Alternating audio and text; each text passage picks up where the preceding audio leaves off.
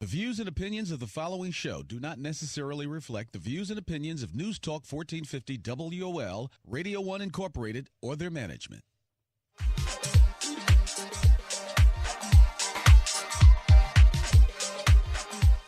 Welcome to Beyond Just Talk. This is a positive, inspirational, and thought-provoking program that discusses life and business topics from a solution-oriented perspective with your host, S.L. Young. All right, welcome. Here we are for another great day.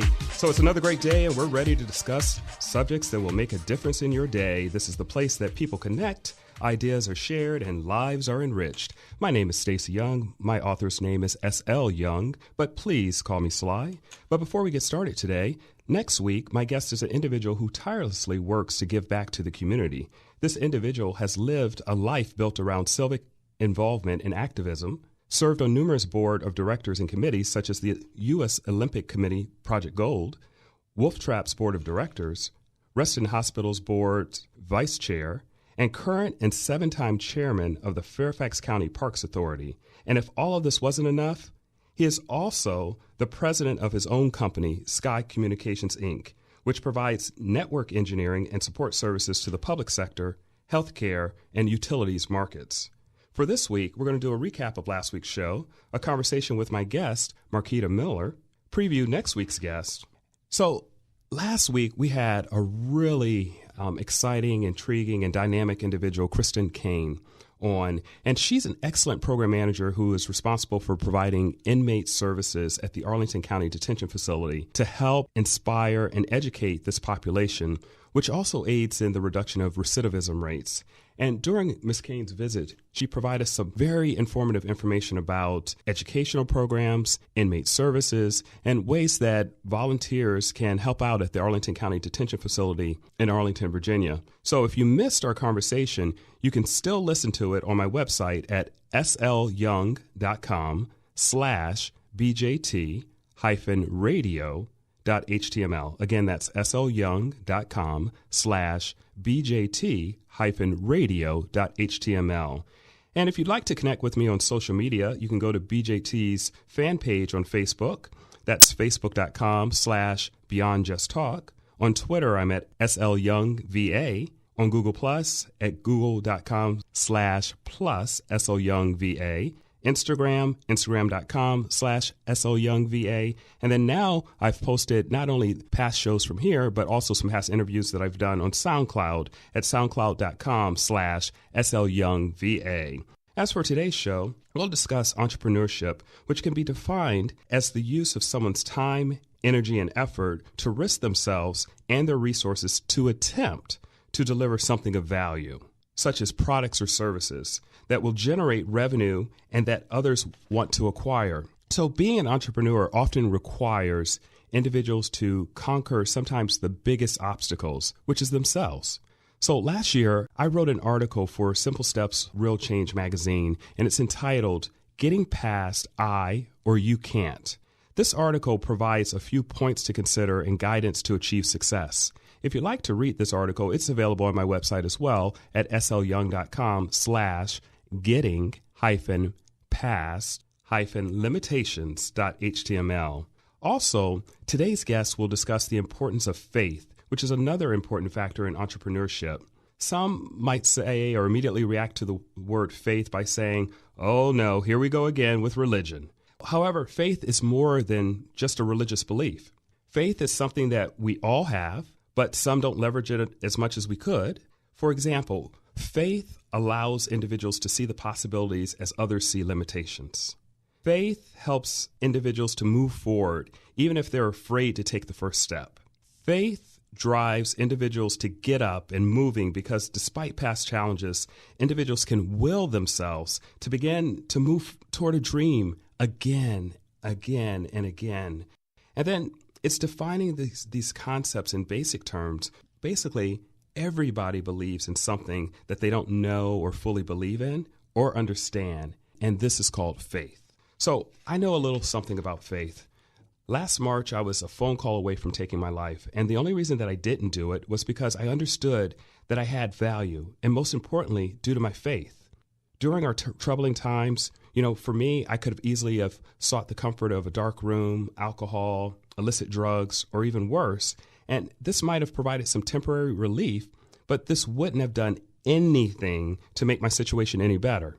In this moment, I really only had two real choices.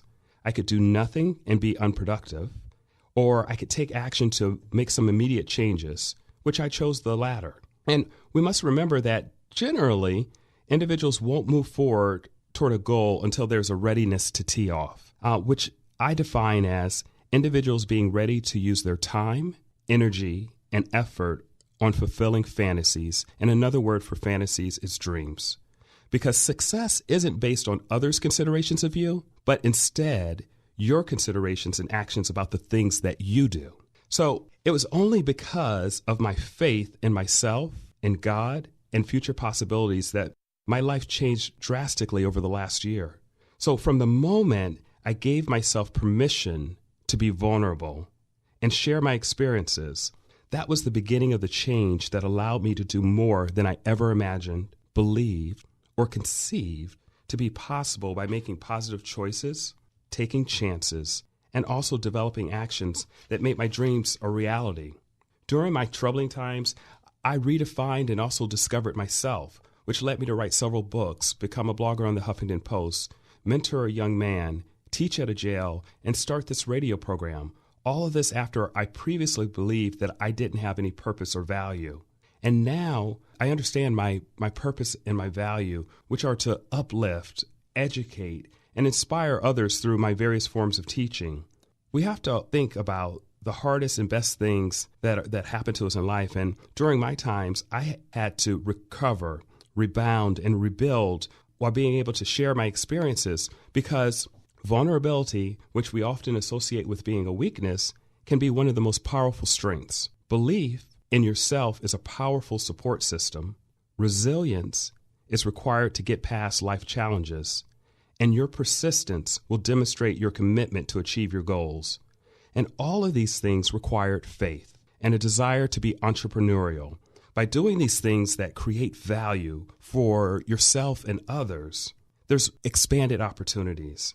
So that's enough for about my journey for now and how I hold on to my faith. But if you'd like to read about my ability to overcome my life challenges after being moments from taking my life in March of 2014, you can read my book, Choosing to Take a Stand, Change Me, My Life, and My Destiny, which details the concepts I just described and more. But before I introduce today's guest, I want listeners to know that if you'd like to join our conversation, please dial 1-800-450-7876. And now, my guest today, Marquita Miller, became an entrepreneur in 2005 after working as an accountant for Fortune 500 companies for many years. Mrs. Miller relied on her faith to summon the resolve to develop her dreams to become an independent business owner. During challenging times in the early years of her business, Mrs. Miller leveraged her religious beliefs and resolved to become a faithpreneur, which is someone who adheres to God's principles to become an entrepreneur. Now, without further ado, I welcome my guest whose business aids in the simplification of accounting and financial processes to help clients better understand sometimes complicated financial reporting while also exceeding their business goals. Mrs. Marquita Miller, welcome to Beyond Just Talk. Thank you so very much. I'm excited to be on. Thank you for allowing me to come on today. Sounds like you've had some dynamic shows before. I was listening and certainly very grateful for what you're doing. Congratulations on all the things that you're doing and how you're moving forward. Well, thank you very much, and I'm really glad to have you on the show. I know it's been a while since we connected, probably a few months ago, and I know you probably believe that you were never going to get on, but I'm glad to have you on now. So what are the things that I'd like to do to start this conversation? Because I want to have a conversation, not an interview.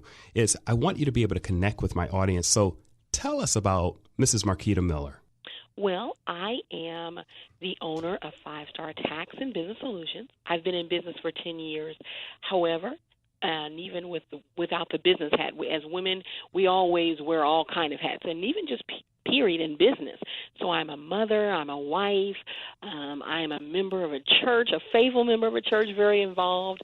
I'm a board member. I serve on several boards in Kansas City, Missouri, as well as I love to speak and talk about entrepreneurship and to help people really uncover their passion, uncover their talents that will allow them to launch and build a profitable business model. Well, that sounds great. And so just backing up a little bit, so what led you to a career in accounting and financial reporting? Well, I will tell you is that, parenting really does make a great impact. So my father was an entrepreneur. He owned a catering business. And so every Saturday, every Sunday, every weekend in the summer, I was bombarded with entrepreneurship. And so through him serving others through picnics and catering events, it became a question to me of how are these people able to afford such elaborate picnics, such elaborate events where there's so many huge. As a child, I remember thinking, wow, this is grand, these events that he's putting on. Who could pay for these? And I'd start asking questions as I would be there because I had no option in being there. But those questions led me to discover that many of those individuals that were hosting and paying for these picnics and these elaborate events were entrepreneurs. And so my dad really instilled upon us from a child that you have two options. One, you can be an asset or you can be a liability. And in determining which you're going to be, we all play a role at some given time in various aspects of our life. It may be in business, it may be in life, and we have to decide, am I being an asset at this very time to maybe the school that my child goes to? Or am I being a liability and I'm taking from the school system and not giving? So whatever it is, we all get to decide. And so in the midst of having those accounting terms and having an entrepreneurship push and being pointed as a bow that would be shot off, entrepreneurship and accounting was just really the direction that I would land from very beginning. I can't ever recall anything different, to be very honest. Mm-hmm.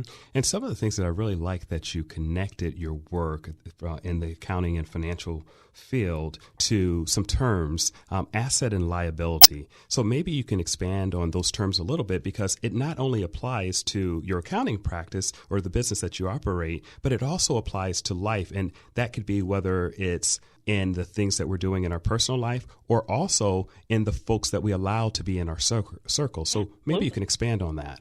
Certainly. Well, an asset, and I really pride myself on making it simple. So an asset is what you own. It's what is value, and you own it. And a liability is who you owe. It's the debt that you have to pay because you owe that. And so, for example, and our assets can be, in accounting terms, our assets are those things that we own, inventory and cash and those kind of things. But in life, we all have assets, and those assets are our gifts and our talents. Mm-hmm. And how we use our gifts and our talents are period valuable. Now, if we decide not to use them, then people may not be able to recognize the full value of the assets, but they are valuable if we will launch them. And so our liabilities sometimes, unfortunately, can be those things that are hindrances or that bring us down or cost us. And that may be procrastination. That may be bad relationships or negative self-talk. I call it the negative head talk stuff. And so those things do cost us, and they weigh us down. And so certainly in accounting, there are two major reports that every business person is always looking at. There's three, but most people just look at the two. But before we get into that, we need to take a break in just a moment, so we'll be right back.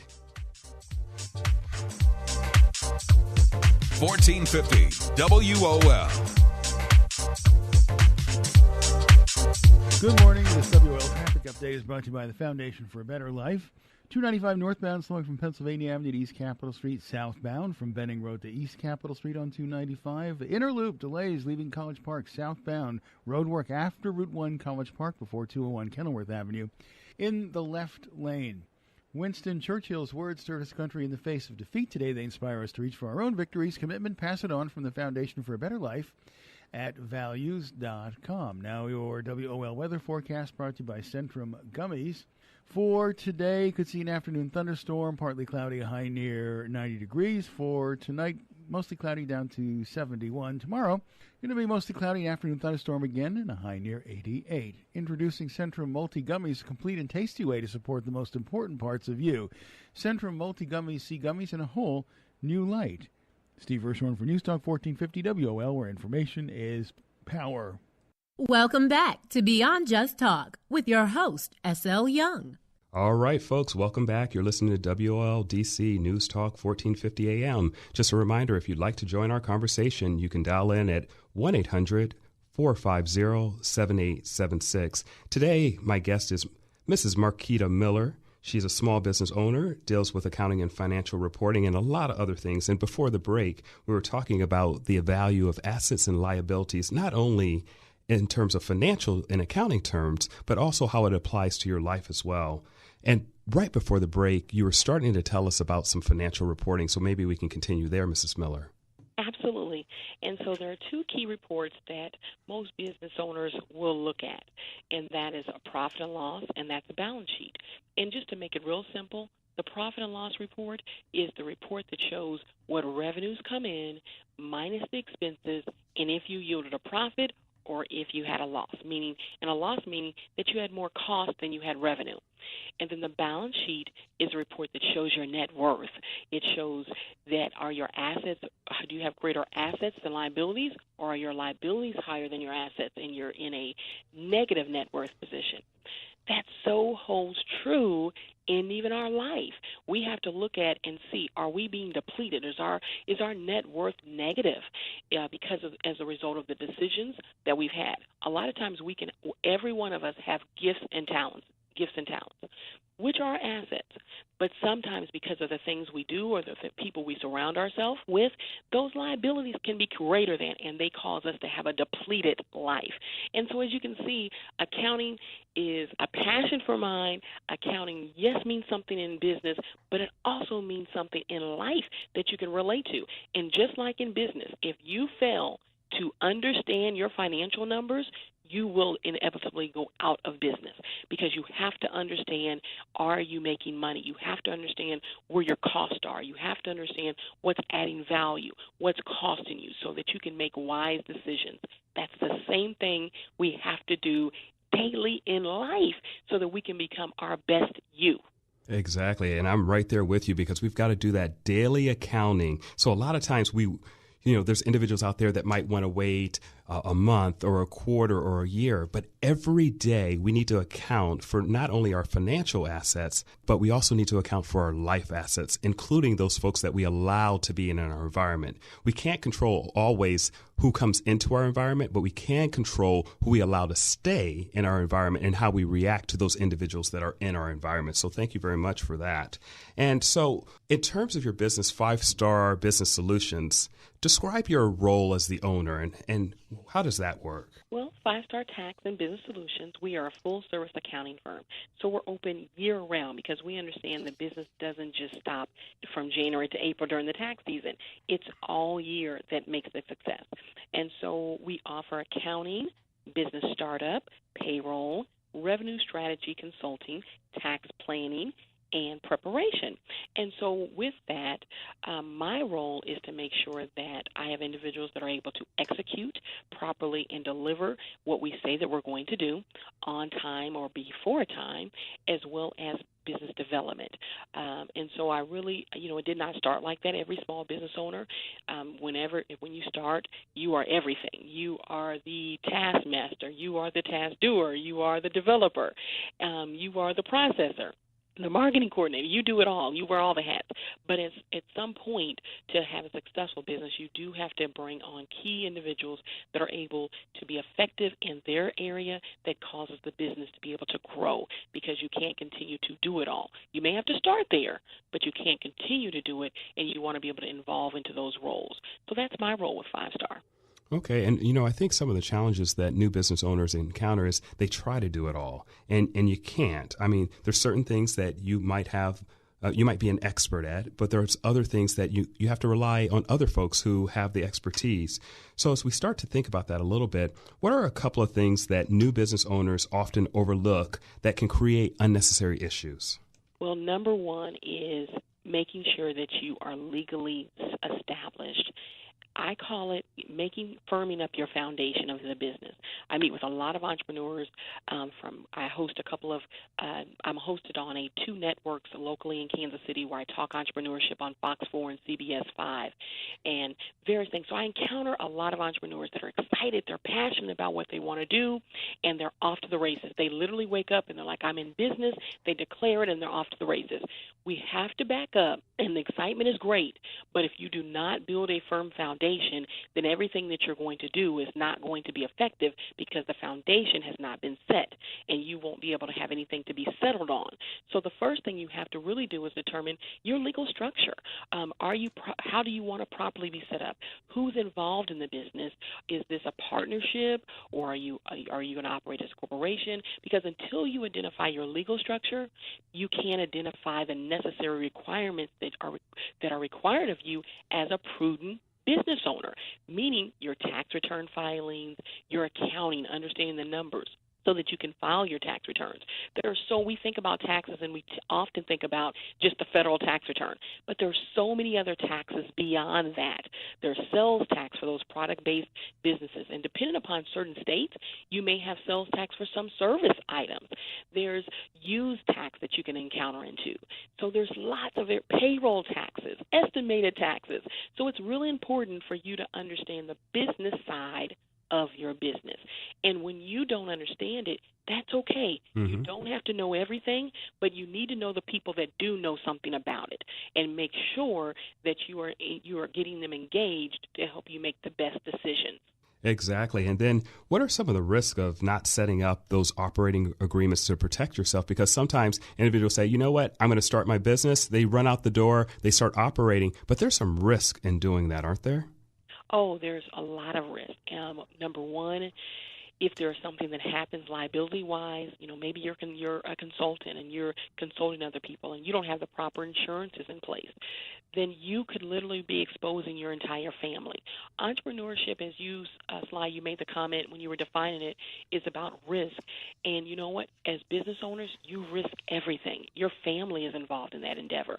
As much as you may say, nope, this is just me and my family's not involved, no, they're very much involved. Because if you make the wrong move and you haven't been properly set up, everything you own and the future things that you should have could be subjected to a liability. So it's very important for you to make sure that you get structured properly.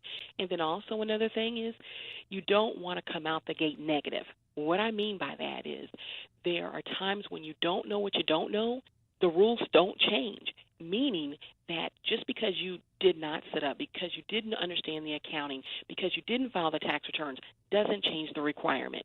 Those tax returns are going to still be due, and you're still incurred. You could be incurring interest and penalties because you failed to file. And, lack of knowledge could be the reason, but it still can cost you. And you don't want to have unnecessary expenses that you didn't have to have because you didn't know. And so it's why it's so important to have those startup conversations so that you can make sure that what you don't understand, you've asked the right questions to get information. And, a lot of times I talk to people and they'll say, I'm a new business owner and I don't have the money. I'm just starting with what I have. And I get that. I understand that. I started a business with no money out of pocket. However, you have to tap into free resources then. You have to look and research. I tell people you've got to determine if you got the time for it or the money for it. Mm-hmm. And so if you got the money to hire the consultant and save yourself the time so you can put your time and effort on profitable things. And if you don't have the money for it, then that you probably should have the time, because not having the money and not having time are not two good things. So you probably should have more time, and therefore you're going to need to take advantages of some of the resources. There are lots of resources out there, and service providers, non-for-profit organizations that can help give you information regarding the business side of your business from that standpoint. But you have to take care of those items first. And before we even get into some of the free resources that might be out there or other resources, one of the things that sometimes folks will say is, I don't know. Well, I don't know is not a bad thing if you know you don't know and you seek out the assistance to get into the know. But saying that you don't know and then not figuring out what you need to do to get into the know can be very, very costly. So I think that was a really good point. And one of the things that you actually had wrote about in your book was talking about when you're bringing resources into your organization. And it made me think about a time when one of my professors taught me this, and then I subsequently tell all of my students and other folks that I deal with, is that a lot of times organizations who don't have the talent or the expertise or don't want to invest in onboarding resources, they'll hire consultants or contract workers. And one of the things that I was always told is that you don't bring in a consultant or a contractor and teach them all of your business. You teach them the things that they need to know in order to do the business, because you're hiring them because they have a certain level of expertise, because you don't want them to come in and learn your business and then be able to take that and go somewhere else. What are your thoughts on that? Absolutely. And, and I do agree with that. And I also think, to add to that, it's important for you to know a little bit about what that consultant's supposed to do. Mm-hmm. So in spite of I've met many entrepreneurs that said, I gave and we've all heard stories on news about entertainers going to being incarcerated because of tax evasion, but they felt like they hired someone that was handling that part of the business. And if you are not up to speed to understand, what is that person, number one, supposed to be offering you? Do they understand what they're supposed to be doing? And are you clear on what role they're fulfilling in that process? And are you at least have a system in place to check to see, are they doing what they said they were going to do? Because there are various levels. People have various levels of different situations that are happening in their life. And they can be a very great professional, but they can hit a pit in their time period that they're having a problem balancing time, and maybe they push your project off, and you're assuming that they're doing what they're supposed to do, but they haven't done it at all. Mm-hmm. You cannot leave your baby in the care of someone 100%. You've got to check on it. And your business, that is your baby. You're investing everything into it. You've got to go back and you've got to check on it, and you've got to be big enough and to own it that if someone's not performing, you've got to make the necessary situation and decisions because you own that baby.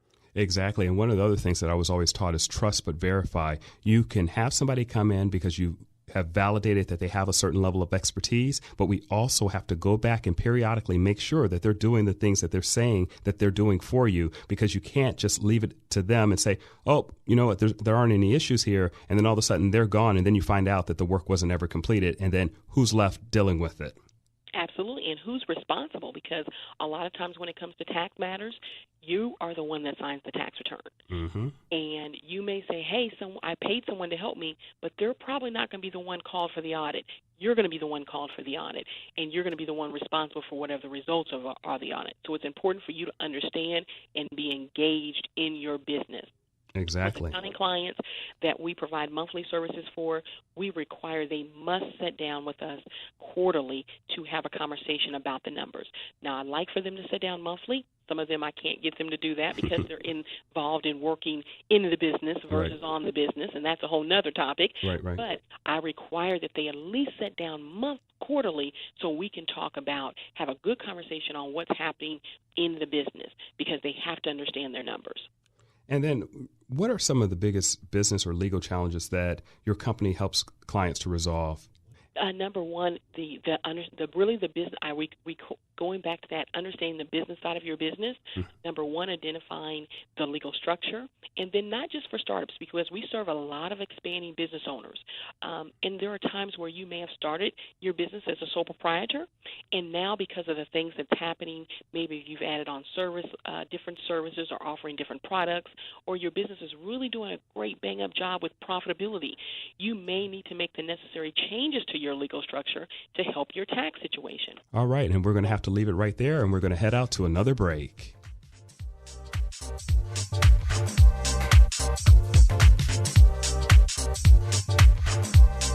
$14.50 WOL. This report brought to you by Centrum Multi Gummies, a complete and tasty way to support the most important parts of you. Centrum Multi Gummies. See gummies in a whole new light. Detectives have been continuing with their evidence collection at a Northwest DC home where 4 people were killed. Darren Wint is already charged with the murders of Savas Savopoulos, his wife, their son, and their housekeeper, but more arrests could be made. The bodies of the 4 victims were found May 14th inside a home on Woodland Drive after it had been set on fire. Wint was arrested last Thursday. I'm Tom Roberts. A 7-year-old boy is expected to survive a near drowning at a pool in Rockville. A woman and a man pulled the child from a pool before lifeguards and EMTs could respond yesterday afternoon on Yale Place. The boy was given CPR and was taken to the hospital, where he was said to be doing okay. The Bullet Fest continues in Baltimore, where there's been at least 35 murders so far this month, the city's deadliest month since 1999. Police are investigating more than 24 shootings over the weekend. 7 people rescued yesterday from Whitehall Bay near Annapolis. Their motorboat capsized after hitting a sandbar, then getting hit by a wave. A Natural Resources Police patrol boat was already in the area, and officers pulled them all to safety. The Nationals beat the Cubs 2-1. Denard Span and Wilson Ramos each hit solo home runs. The Orioles got by the Astros 4-3. The Maryland men's lacrosse team lost the national championship game to Denver University 10-5. The Terrapins have lost their last 8 trips to the championship game. The Maryland baseball team will play in the NCAA Regionals. The Terrapins will open against Mississippi on Friday in Los Angeles. Advancing won't be easy, as the LA Regional includes the top overall seed, UCLA. This report brought to you by the Foundation for a Better Life. Commitment, pass it on, from the Foundation for a Better Life at values.com. I'm John Lewis. When you're looking for news for Black America, go to newsone.com. Welcome back to Beyond Just Talk with your host, S.L. Young. All right, folks, welcome back. Just a reminder, you're listening to WOL DC News Talk, 1450 AM. If you'd like to join the conversation, you can dial in at 1-800-450-7876. But before we get started again, I want to tell you a little bit about Bella Mattina. Tired of going to the mall and dealing with stress, traffic, and crowded malls? Well, you don't have to anymore. Bella Mattina can reduce your stress, minimize traffic headaches and traffic to overcrowded shopping malls by bringing the shopping convenience directly to the comfort of your residence. This stress-free experience is especially great for nursing homes, retirement centers, parties, or bazaars. Bella Mattina offers handmade jewelry, purses, scarves, gloves, seasonal items, accessories, and more. Don't wait. Contact Bella Mattina today at 703-933-0312 to save time, money, and your sanity. All right, folks, continuing on with our guest today, Mrs. Marquita Miller. She's a small business owner. She owns a company called 5-Star Tax and Business Solutions. And before the break, we were talking about entrepreneurship and the risk and things that new business owners should think about. So one of the things that we started to touch on a little bit earlier, but I just want to circle back to it now, is are there any free resources that business owners can access to be more mindful about things that can create operational or reporting challenges? Absolutely. One of the number one resources that I would direct you to that will work for wherever you are at in the United States is the SBA.gov. www.sba.gov. That's the Small Business Administration. Their website is loaded with things that help you for starting or managing your business, for local assistance in your area, and sometimes some of the workshops may have costs, but they're on their website. There's a host of information that is available to you at no cost. And so if you're a new business owner and you're on a real no budget, not even small budget, but no budget, you can start there and see what some of the things that they offer, look at some of the articles they have, and what things that they're hosting and networking events that you may be able to take information. Another resource that often people overlook, and I'm not just saying that because I'm a writer for them, but Black Enterprise Magazine. I will tell you that I've now been a contributing writer for Black Enterprise a little bit over a year. And one of the things about the magazine is that they do provide information on money, small business, career, and underneath those categories for small business specifically, there are lots of how-tos, lots of money management, and that just requires you to read and see that information. And so reading is really fundamental when you're an entrepreneur, but period, it's really fundamental, period, because that's where the wisdom is at. But when you're in business and you have a no budget or a small budget, and even once you grow, your business expanded. Our business has done dynamic. We are definitely not where we started at. And in the midst of that, I still to this very day do a lot of research so that, and that research is free, and the internet has opened up so many things to us to be able to look and gain insight. Another organization is UN Marion Kaufman, or Kaufman.org. It's www.kaufman, KAUFFMAN.org. Kaufman organization. I've had the privilege of speaking for them on various platforms to lots of entrepreneurs. It's a really big organization, I know, out of Kansas City, Missouri. However, the website is not biased. It won't lock you out because you're not in Kansas City.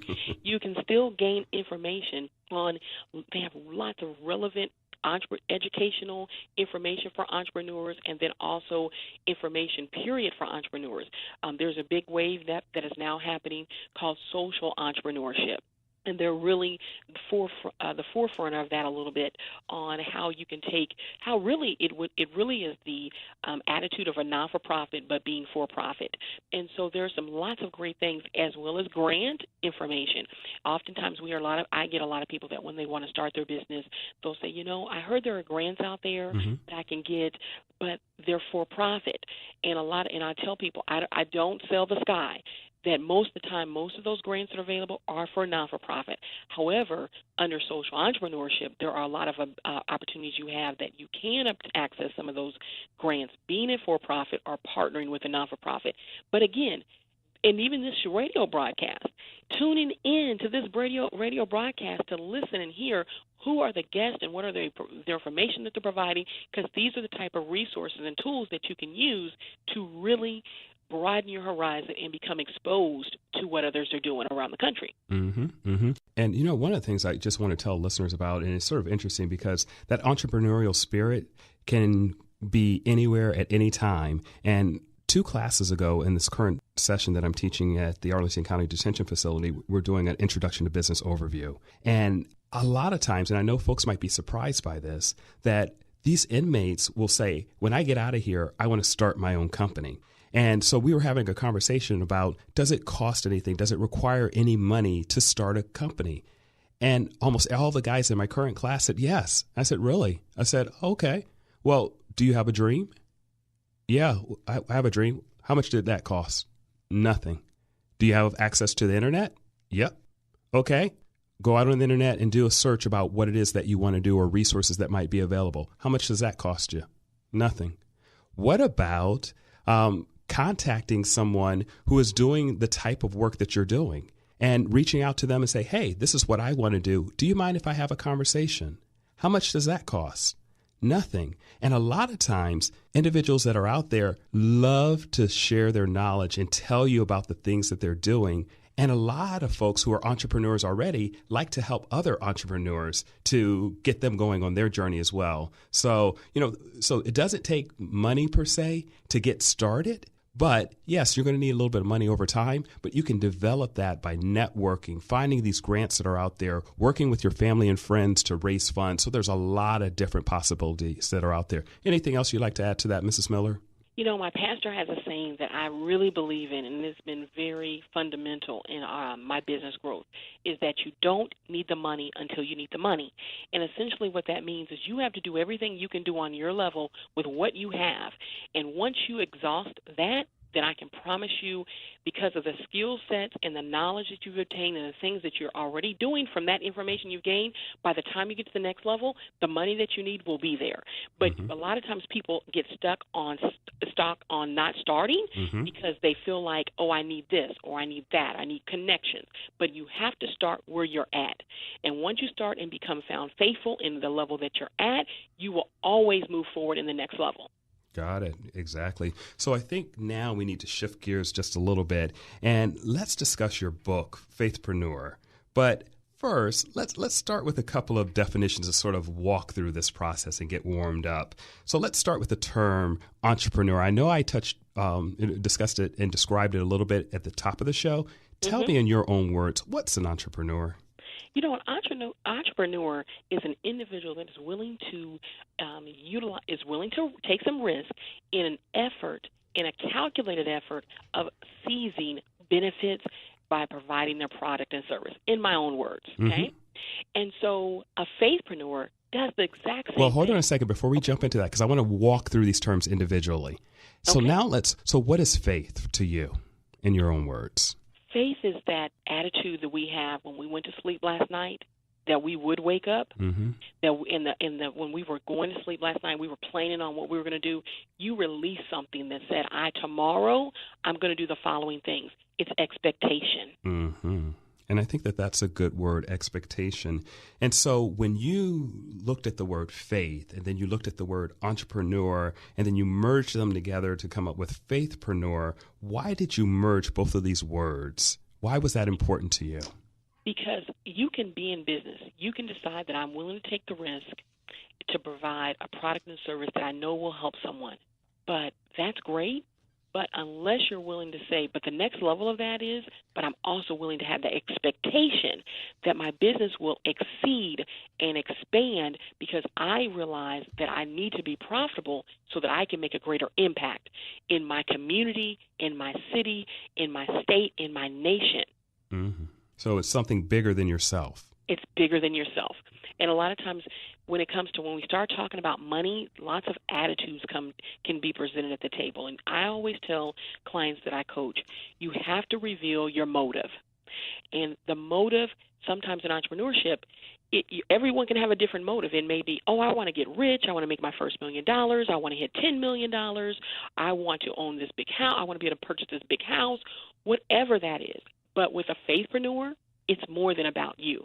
It's about the service and the value add that you're going to provide back to the people that you're serving in your community and to your city and to your nation and to your customers. And sometimes we take it so broad that we forget about the person that's in front of us, serving that client, providing everything. Yet you're still getting paid. And a lot of times people communicate and think that when you are a faith-based business that, because you love it and because you're so passionate about it, you can't ask for the dollars. And that is incorrect. That's an even more reason why you need to ask for it. And any business owner has to be comfortable asking to be paid. But what you're going to do with your dollars and the impact your dollars make are so much greater and so much bigger than you. Exactly. And then so that we're all clear, define for us the combination of the words faith and entrepreneur. So define faithpreneur. A faithpreneur is the person that takes the path to entrepreneurship by first taking the path to faith. Okay.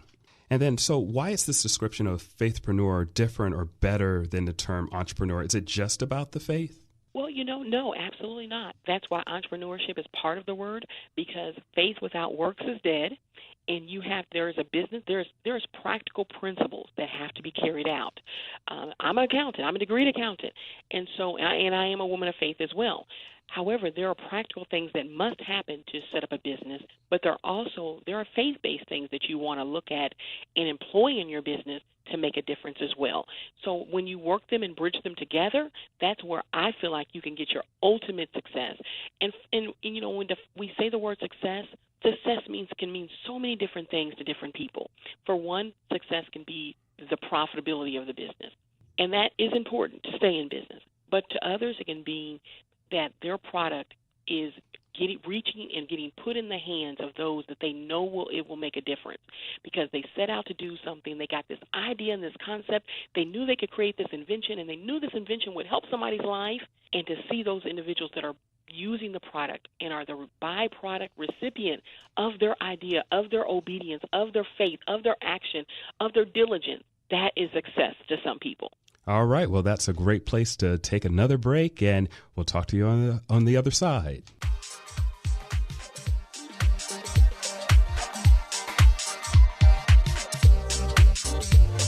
The Interloop Beltway is improving now, leaving College Park. the road work that was after Route 1 before you get to 201 Kenilworth Avenue, that was actually cleared away. So good news there. The delays are easing up, and as you head down 95, still a little slow from 212 to join the inner loop of the Beltway, but at least now everything is open. Through town, we're okay on New York Avenue. Just the usual amount of volume inbound and outbound between northeast and northwest. Also looking good on 295. Early delays are easing up.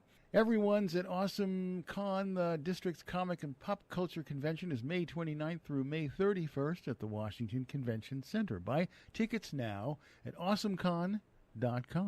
Now your WOL weather forecast. For today, partly cloudy, could see an afternoon thunderstorm, a high near 90 degrees. For tonight, cloudy down to 71. Tomorrow, more clouds tomorrow, could see another thunderstorm, a high near 88. Steve Hirschhorn for News Talk 1450 WOL, where information is power. Welcome back to Beyond Just Talk with your host, S.L. Young. All right. Welcome back, folks. And we're heading into our final segment. So if you'd like to join the conversation, you can dial in at 1-800-450-7876, and you're listening to WOL DC News Talk 1450 AM. And today, my guest is Mrs. Marquita Miller. She's a small business owner and has been giving us some really solid advice today. So before we continue on, I want to give you an opportunity before we end the show today, and I don't want to put you at the end of the show, to tell us a little bit about things that you want us to know about your business. Okay. Well, our business, the heartbeat is the individuals that we serve on a daily basis. I often say, and I really believe it, that we have the best seat, and I have the best seat to be able to help individuals identify their dreams, put it on paper, write the vision, make it plain so that they can run with it, and then those that are in business and they're not seeing the results that they desire to see.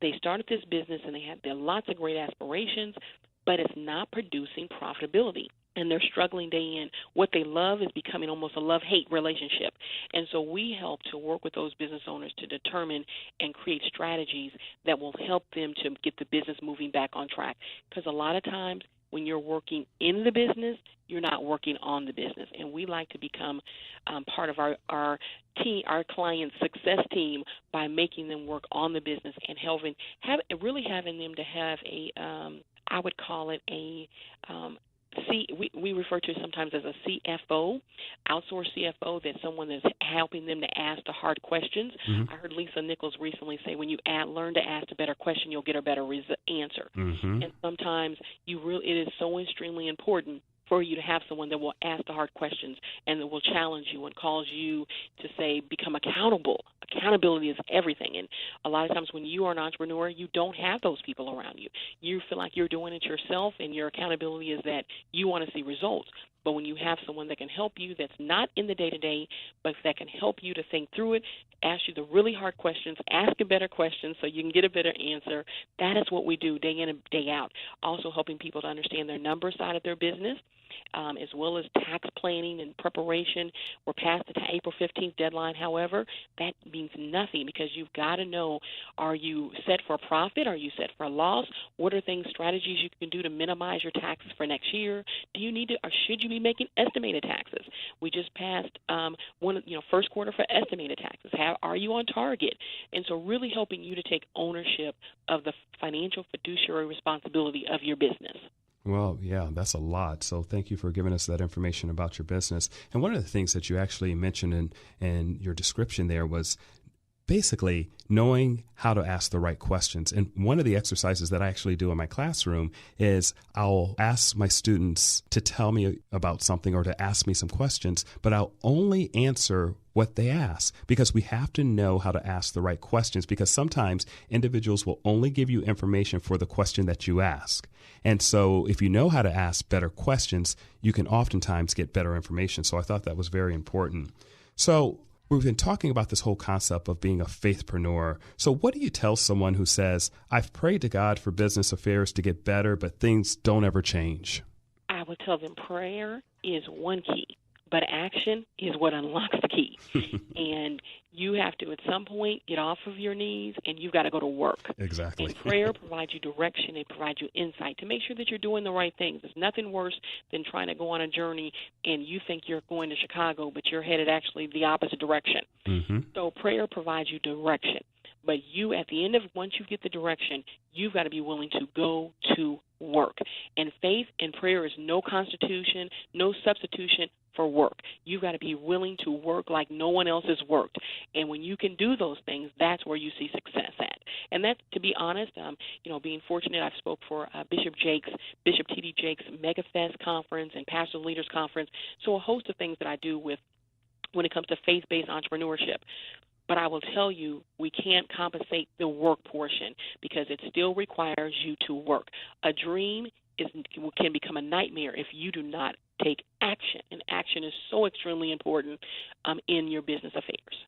Yeah, because preparation plus action leads to opportunities because, it doesn't happen that often where something just drops in your lap. It's because of you've been out there, sowing your seeds, letting folks know about the things that you're doing. And that's one of the most important things especially as a small business owner, is not to be afraid or shy about telling folks about the things that you're doing, because those are some of the most important things to do, because you never know who knows who, and they could help you on that next potential opportunity, that thing that you've been troubled with. You never know who knows what. So really good stuff that you've been telling us today. So why is it even more important to have faith during challenging times?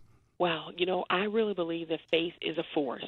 And what I mean by that, it can fuel you to get up and go when others say, when it doesn't make sense. Because when you look up the word faith, it is you'll find various definitions, but you also see that it's the evidence of the unseen. And what that can mean is you may be really looking at your situation right now and are negative in the bank. You don't have customers that are paying on a regular basis coming in, and you're struggling. Well, faith will allow you to see what you don't see now, to see greater on the other side, to see that you can be profitable, to see that you can have regular paying customers, to see that your revenue can exceed your expenses. And so that's why faith is so very important in your business endeavors, and even during challenging times, because whatever you magnify or you focus on will grow. Mm-hmm. So if you focus on the negative things that are happening, what I don't have, what's not happening, that will grow. Faith causes you to focus on the positive. It helps you to focus. It causes you to change what you're looking at so you can change your story. Mm-hmm. And so that's why it's so extremely important. Yeah, and one of the other things that you write about in your book is this concept of different folks come into your life in different times and different seasons for different reasons. You didn't say it that way, but that's sort of what I remember from stories that I've heard. So do you believe that there is a reason that individuals meet someone at a certain time in their life? Is this coincidence or a fate? Oh, my gosh. I so heartily believe it. The next book that I'm writing on is called Faithpreneur Unleashed, and one of the chapters is called The Power of Connection. I can tell you the power of connection is so real. I do not believe in happenstance. And even how we met, Sly, it's today from a conversation that seemed like, just a check-in, just a hello, just nice to meet you, how it has evolved, because things happen intentionally and they happen on purpose. Sometimes why we don't realize that is because we don't value people, we don't value relationships, and we walk away too quickly. Mm-hmm. And sometimes you walk away too quickly, you abort the reason and what was supposed to be birthed from that connection. Or when I say you walk away, you don't go back and massage those relationships. Relationships are valuable, but they have to be nurtured. They have to be cared for, and they can never be abused so that you can get the full value of the relationship. And that connection is everything, and I do really believe that everyone that you meet along your journey plays a role. Sometimes their role is for a lifetime, sometimes it's for a season, and sometimes it's for a reason, but they play a role, and guess what? Every one of us play a role for other people, and so we have to be sensitive to that, and that's one of the great concepts that comes out of the Faithpreneur book, is about understanding the law of sowing and reaping. A lot of times we want people to help us. We want people to save the day, and we want them to come and just help us change our business. But who are you willing to save the day for? Who are you willing to invest in and help them, to allow them to feel like someone came and saved their day? So you have to be willing to give to get. And sometimes where the person that you give to, they're not capable of giving back to you. But I can promise you that the law of sowing and reaping will allow someone to come across your path that will be able to give to you, and that may have opened up that door because of the fact that you gave to someone else with a pure motive, not a motive of what you can get or what could happen, but with a pure motive to celebrate. I remember, Sly, reading your story and seeing you put out about your testimony and your message about how you chose life and and it was really a bold move, because a lot of people do not talk about suicide and don't talk about the thoughts behind it. And I'm sure it had to be very risky and just for you to put that out, because there was probably family members that didn't know your story. And friends that didn't want me to tell my story. Absolutely. And so, but in you owning that, you opened up and allowed others to connect with others that may have experienced the same thing, that felt like they were all alone. And so with that, we were able to connect. I didn't share that story, but I knew it was a bold move that you did, and my heart thought, wow, he's telling this in such a bold way. I know there are things he's experienced, and I wanted to connect with you. I wanted to encourage you. That's what it's all about. Yeah, thank you very much for bringing that up. But we're about to run out of time. But real quick, why is it necessary to sometimes divorce our family, friends, and business partners? If they're causing hurt, pain, and delay in your life, then you have to divorce them, because you've got to love you first. And I believe in loving all people, and there's a way to cut off people without hurting them. But if they cease to be of good to you because they're providing hurt, then you can no longer allow that relationship to be around you. So if they're what I call time robbers, they're taking all your time talking about gossipy things and who's doing what. As a business owner, you have no time for that. You've got to be using your time wisely, and you may have to tell those folks, hey, I love you. I'll check back with you next month or next week, or you just checking with them to give a quick, hey, I was thinking about you, but I got to go, because you have to love yourself, your business, your vision, your message enough that you won't allow others to waste it. All right. Well, we're going to have to leave it there. So thank you very much, Mrs. Miller. And, for everyone out there, this is just a powerful show, a lot of great stuff that she provided. So hopefully you'll take some notes. And if you need to go back and listen to it, you can listen to it on my website in a few days. So I hope that you enjoyed today's show. On next week's show, my guest will be Bill Bowie, a man of many talents, a local executive, a community activist, but most importantly, a man who clearly embodies the importance of volunteerism. Remember, your candle is fuel from within, so don't let anyone reduce or block the fuel to maximize its brightness. Enjoy the rest of your week. Until next time, my friends, have a good one.